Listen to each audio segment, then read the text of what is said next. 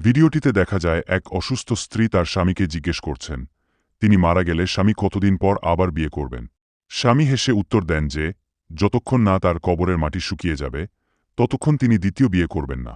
স্ত্রীর মৃত্যুর পর স্বামী প্রতিদিন তার কবর দেখতে যেতেন, কিন্তু অনেক দিন পার হয়ে গেলেও তিনি লক্ষ্য করেন যে কবরের মাটি সবসময় ভেজা থাকে এবং তা শুকোচ্ছে না। স্বামী এটি দেখে অবাক হন এবং কারণ খুঁজতে থাকেন।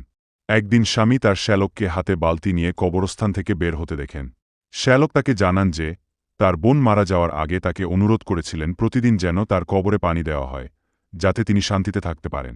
এই ঘটনা শুনে স্বামী বুঝতে পারেন যে মেয়েরা মারা যাওয়ার পরেও চায় না তাদের স্বামী অন্য কারো হোক। ভিডিওটি মূলত দম্পতির মধ্যকার গভীর মায়া ও অধিকারবোধের বিষয়টি ফুটিয়ে তুলেছে। ভিডিওটিতে দেখা যায় এক অসুস্থ স্ত্রী তার স্বামীকে জিজ্ঞেস করছেন তিনি মারা গেলে স্বামী কতদিন পর আবার বিয়ে করবেন।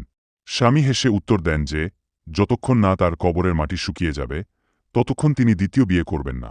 স্ত্রীর মৃত্যুর পর স্বামী প্রতিদিন তার কবর দেখতে যেতেন, কিন্তু অনেক দিন পার হয়ে গেলেও তিনি লক্ষ্য করেন যে কবরের মাটি সবসময় ভেজা থাকে এবং তা শুকোচ্ছে না। স্বামী এটি দেখে অবাক হন এবং কারণ খুঁজতে থাকেন। একদিন স্বামী তার শ্যালককে হাতে বালতি নিয়ে কবরস্থান থেকে বের হতে দেখেন।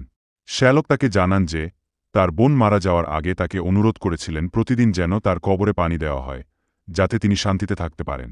এই ঘটনা শুনে স্বামী বুঝতে পারেন যে মেয়েরা মারা যাওয়ার পরেও চায় না তাদের স্বামী অন্য কারো হোক।